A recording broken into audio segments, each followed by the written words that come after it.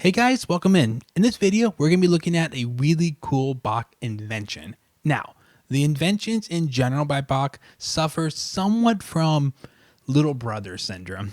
What I mean by that is maybe you've had the same experience. You're in a piano lesson, your teacher says, I'd really love to give you something from the well-tempered clavier, like a prelude and fugue to play from the WTC. But you're not quite ready for that, so maybe you'll play a few inventions first. Once you get the hang of those inventions, then you'll be ready to play some real music. Now, maybe they didn't say quite like that, but sometimes it feels like that. The inventions can be viewed as like stepping stones to get you to greater music. And I get it. Like the well-tempered clavier is full of amazing preludes and fugues. At the same time, the inventions are great pieces. It's not like the inventions are written by Bach when he was younger and he wasn't quite sure how to write a fugue yet. There's actually, the inventions are written after most of the toccatas, like the great C minor toccata and the G minor toccata, and those have great fugues in them. But rather than me just talking for 5 minutes and telling you about inventions, let's look at one. We're going to be checking out the B flat major invention. A really, really cool one, and also a little less well known than maybe the D minor, C major, F major, and A minor that I'm guessing many of you have played.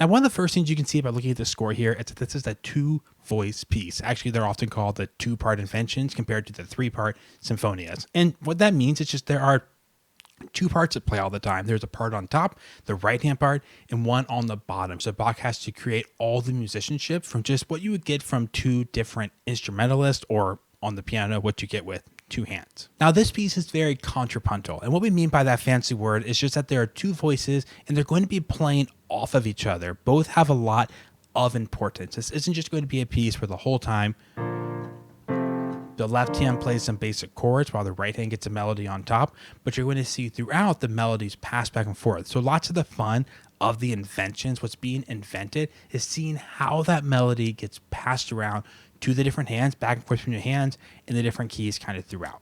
Now, Bach loves sequences, and you can see in measure 4, we get our first sequence. Just the hands kind of passing the tune back and forth while moving down the sequence.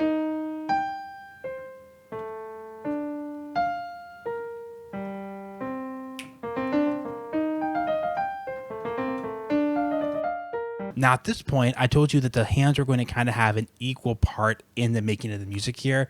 Well, this is what I'm talking about. The left hand here is now going to take the melody, now in the key of 5, and the right hand is going to do what the left hand did at the beginning. So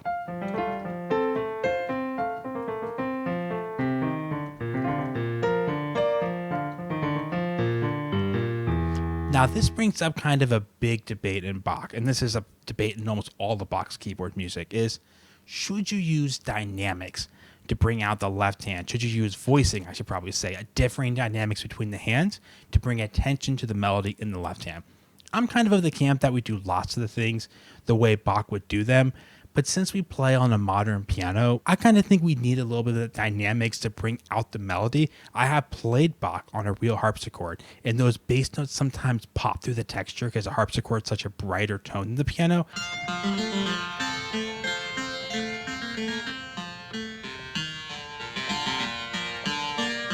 And I think we need a little punch in the left hand, so I personally do play. Now I want you to zoom out just a little bit and look at the big picture of what we just now did. We had a 3-measure melody, and then it got copied here, and then here, and then when it finally finished, we had 2-measure sequence, taking us to a new key and then doing the melody again in the key of 5 with the left hand doing it. So both hands forgot to do the melody. We did in the key of 1 in the right hand, and now in the key of 5 in the left hand. And it's often at this moment that I see Bach's creativity kind of skyrocket because he's done the basics. He's played the melody. Both hands have played the melody, which you could say is kind of important in a fugal contrapuntal piece. This is not a fugue, it's fugal. But both hands have played the melody. We've done the key of 1. We've done the key of 5. Now we really don't know what to expect. We could almost kind of guess or predict what's happened so far, but now what's next? And to answer that question, we got to check out measure 9. First, let's listen to the right hand. So far, it just kind of sounds like we did the melody again in F. So you're like, oh, we're doing the key of 5 again. I thought we already did the key of 5. But then we begin to do a key change on the way down. But then the left hand takes over on G. So we have this immediate passing back and forth. The melody earlier was 3 measures. Now the melody has been shrunk down to only 1 measure long. Instead of doing the whole and then the key of chord E flat, and then the 5 chord, we now just do 1 measure, and then immediately the left hand takes over. So what could be more exciting than that? I'll tell you, measure 12. Check out just the left hand first at measure 12.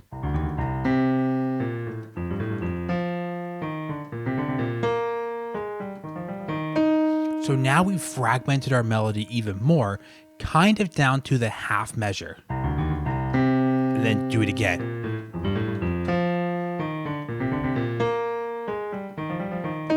But the right hand is doing the same thing.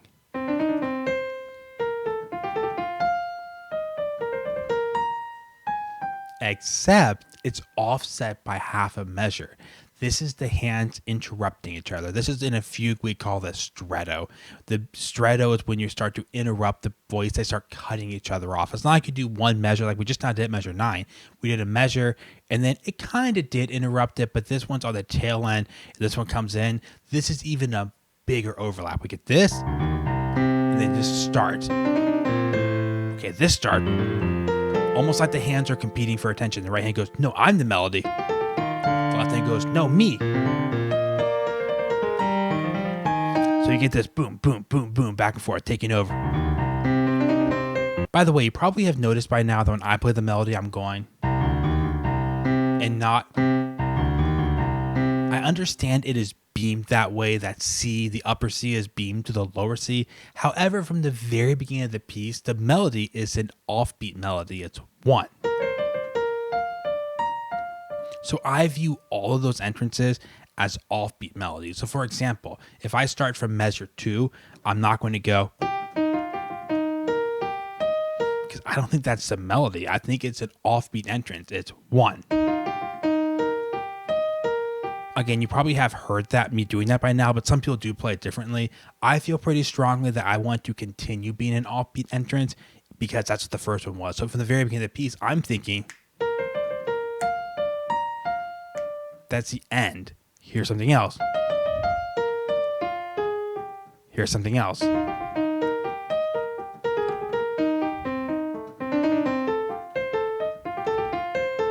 And those of you who weren't familiar with this piece before this video are probably thinking, well, right, that sounds normal. But there are people in the world who would play it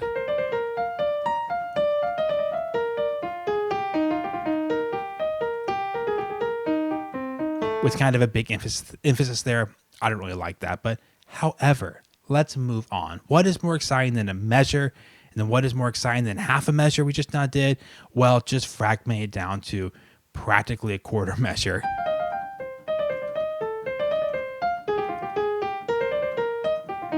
Now, we only have 2 or 3 lines of the piece left, but if you've played or studied or listened to a lot of Bach's music, you probably know there's still at least one more trick up his sleeves, right? And it comes in the form of this. The left hand plays the melody. Actually, quite a bit of the melody. Then the right hand plays the melody. There's a little adjustment here. But it actually does a lot of the melody, but Bach at this point chooses to reveal. The melody can overlap with itself, offset by 1 beat, which is why you have to have that 1 adjustment in there, the offset of a beat. But the left hand does this, and the right hand doesn't even wait for it to finish a single measure. It goes, I want to play now. And then the left hand's like, no, I'm still playing. It's still playing note for note the melody. This is the adjustment, because if it went on and went, I think he would get weird notes, right? Yeah, that's why. If he didn't do the adjustment, he would end up with those sounds. It's not like Bach is a stranger to keeping things correct to the key change or the adjustment or to the counterpoint and then just making ugly sounds. But he chooses to adjust that one beat, but then he's back to offset by one beat. I almost said a measure. He's not offset by a measure. He's offset by a single beat. And then on the third measure from the end, the way Bach kind of signals, hey, this is going to be different. We're actually going to end the piece this time, is instead of doing the typical, but he actually gets it here and goes with the right hand. Hold out a long note with the tie and everything. Do it again, hold out a long note, and then I actually just now realized that, yeah, I'm pretty sure these are the only ties in the entire piece. So he's withheld that from you the whole piece until the very end here to kind of signal the end. You start holding suspensions over into the next beat. Let me know in the comments if you have a favorite Bach invention or fugue you want to see me cover. They are not all the same. The way Bach does the inventions is he basically does different creative things in each one of them. So it'd be fun to check out many of them. Let me know your favorites. See you guys next video.